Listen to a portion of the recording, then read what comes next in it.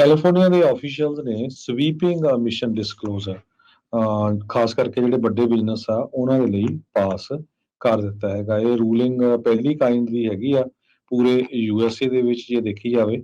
SB 253 ਇਹਦੇ ਵਿੱਚ California ਜਿਹੜਾ ਬਿੱਲ ਪਾਸ ਹੋਇਆ ਉਹਦੇ ਮੁਤਾਬਕ ਜਿਹੜੇ ਗਲੋਬਲ ਲੀਡਰਸ ਆ ਕਾਰਪੋਰੇਟ ਕਾਰਬਨ ਟ੍ਰਾਂਸਪੇਰੈਂਸੀ ਤੇ ਕੈਲੀਫੋਰਨੀਆ ਦੇ ਸੈਨੇਟਰ ਸਕਾਟ ਵੀਨਰ ਇਸ ਦੇ ਆਥਰ ਸੀਗੇ।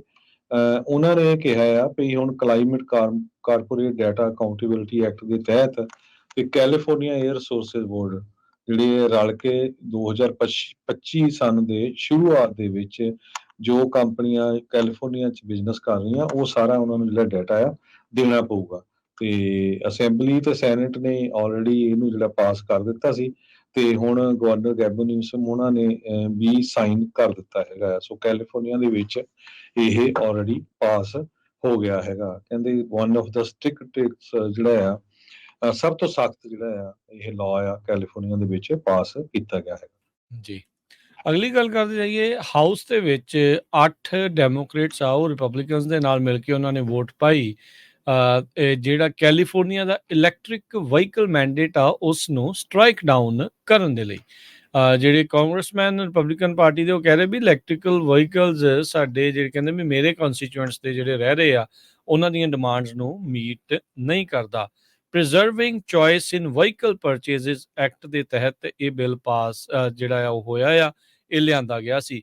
190 ਦੇ ਮੁਕਾਬਲੇ 222 ਵੋਟਾਂ ਦੇ ਨਾਲ ਇਹ ਹਾਊਸ ਦੇ ਵਿੱਚ ਪਾਸ ਹੋ ਚੁੱਕਾ ਆ। 214 ਰਿਪਬਲਿਕਨ ਤੇ 8 ਡੈਮੋਕ੍ਰੇਟਸ ਨੇ ਇਸ ਬਿੱਲ ਦੇ ਹੱਕ ਵਿੱਚ ਵੋਟ ਪਾਈ ਆ। ਸਭ ਨੂੰ ਯਾਦ ਹੋਣਾ 2035 ਤੋਂ ਬਾਅਦ 'ਚ ਕੈਲੀਫੋਰਨੀਆ 'ਚ ਕੋਈ ਵੀ ਜਿਹੜੀ ਐਮਿਸ਼ਨ ਵਾਲੀਆਂ ਗੱਡੀਆਂ ਗੈਸ ਜਾਂ ਡੀਜ਼ਲ ਵਾਲੀਆਂ ਉਹਨਾਂ ਉੱਤੇ ਰੋਕ ਲੱਗ ਰਹੀ ਆ ਵੇਚਣ ਦੇ ਉੱਤੇ। ਤੇ ਇਸ ਬਿੱਲ ਦੇ ਤਹਿਤ ਕਹਿੰਦੇ ਆ ਵੀ ਸਾਡੇ ਕੋਲ ਆਜ਼ਾਦੀ ਹੋਣੀ ਚਾਹੀਦੀ ਆ ਵੀ ਅਸੀਂ ਚਾਹੇ ਇਲੈਕਟ੍ਰਿਕ ਗੱਡੀ ਰਹੀਏ ਤੇ ਚਾਹੇ ਜਿਹੜੀ ਆ ਉਹ ਗੈਸ ਪਾਵਰਡ ਗੱਡੀ ਜਿਹੜੀ ਉਹ ਲਈਏ। ਇਨਵਾਇਰਮੈਂਟਲ ਰੈਗੂਲੇਸ਼ਨਸ ਜਿਹੜੀਆਂ ਕੈਲੀਫੋਰਨੀਆ ਦੇ ਵਿੱਚ ਮੈਂਡੇਟ ਕਰ ਰਹੀਆਂ ਆ ਇਲੈਕਟ੍ਰਿਕ ਵਹੀਕਲ ਜਾਂ ਜ਼ੀਰੋ ਐਮਿਸ਼ਨ ਵਹੀਕਲ ਜਾਂ ਉਸ ਦੀਆਂ ਪਰਚੇਜ਼ ਦੇ ਲਈ ਅੱਜ ਇਹ ਬਿੱਲ ਸਦਨ ਦੇ ਵਿੱਚ ਵਾਸ਼ਿੰਗਟਨ DC ਦੇ ਵਿੱਚ ਪਾਸ ਜਿਹੜਾ ਉਹ ਹੋਇਆ ਆ।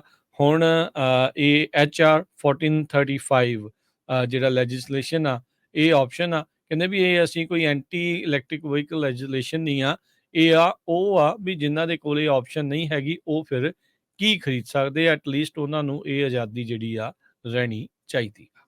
ਜੀ ਜਿਹੜੀਆਂ ਡੈਥ ਟੋਲ ਦੀ ਖਬਰ ਆ ਰਹੀ ਆ ਲੀਬੀਆ ਤੋਂ 11,300 ਲੋਕਾਂ ਦੀ ਮੌਤ ਕਨਫਰਮ ਹੋ ਚੁੱਕੀ ਆ ਤੇ 10,000 ਹਜੇ ਵੀ ਸਿਟੀ ਆਫ ਡਰਨਾ ਦੇ ਵਿੱਚ ਮਿਸਿੰਗ ਹੈਗੇ ਆ। ਸੋ ਇਹ ਅੱਜ ਦੇ ਸਮੇਂ ਦਾ ਜੇ ਦੇਖਿਆ ਜਾਵੇ ਸਭ ਤੋਂ ਵੱਡਾ ਡਿਜ਼ਾਸਟਰ ਸੀ ਜਿਹਦੇ ਵਿੱਚ ਇੰਨੀਆਂ ਮੌਤਾਂ ਹੋਈਆਂ ਹੈਗੀਆਂ ਆ। ਫਲੱਡਿੰਗ ਦੇ ਨਾਲ ਪੂਰਿਆਂ ਦੇ ਪਰਿਵਾਰਾਂ ਦੇ ਪਰਿਵਾਰ ਕਹਿੰਦੇ ਰੁੜ ਗਏ। ਰਾਤ ਦਾ ਸਮਾਂ ਸੀ ਤੇ ਉਹ ਇਸ ਦੇ ਵਿੱਚ ਮਰ ਗਏ। ਤੇ ਕਾਜ਼ ਆਫ ਦਾ ਫਲੱਡਿੰਗ ਕਹਿੰਦੇ ਵੀ ਲੀਬੀਆ ਦੇ ਵਿੱਚ ਜਿੱਥੇ ਫਲੱਡ ਆਏ ਆ ਜਿੱਥੇ ਡੈਮ ਵੀ ਬਣੇ ਹੋਏ ਸੀ ਉਹ ਬੜੇ ਪੁਰਾਣੇ ਸੀਗੇ ਸੋ ਟੁੱਟ ਵੀ ਗਏ ਤਾਂ ਕਰਕੇ ਜਿਹੜਾ ਪਾਣੀ ਆ ਉਹ ਇੱਕਦਮ ਬਹੁਤ ਤੇਜ਼ੀ ਦੇ ਨਾਲ ਆ ਗਿਆ। UN ਆਫੀਸ਼ੀਅਲਸ ਇਹ ਕਹਿ ਰਹੇ ਆ ਵੀ ਉੱਥੇ ਡਿਜ਼ਾਸਟਰ ਆ ਇਸ ਟਾਈਮ ਦੇ ਉੱਤੇ ਜਿੰਨੀਆਂ ਵੀ ਆਰਗੇਨਾਈਜੇਸ਼ਨਸ ਆ ਵੱਧ ਤੋਂ ਵੱਧ ਨਾਨ ਪ੍ਰੋਫਿਟ ਉਹਨਾਂ ਨੂੰ ਉੱਥੇ ਹੈਲਪ ਕਰਨੀ ਚਾਹੀਦੀ ਹੈਗੀ ਆ। ਜਿੰਨੇ ਲੋਕਾਂ ਦੀ ਮੌਤ ਹੋਈ ਆ ਉਹ ਤਾਂ ਹੋਈ ਆ ਪਲੱਸ ਮਿਸਿੰਗ ਆ ਤੇ ਗਾਹਾਂ ਜਿਹੜੀਆਂ ਬਿਮਾਰੀਆਂ ਫੈਲਣੀਆਂ ਹੈਗੀਆਂ ਆ ਉਹਨਾਂ ਦੇ ਨਾਲ ਵੀ ਬਹੁਤ ਜ਼ਿਆਦਾ ਜਿਹੜਾ ਨੁਕਸਾਨ ਉਹ ਹੋਣਾ ਹੈਗਾ ਆ। ਜੀ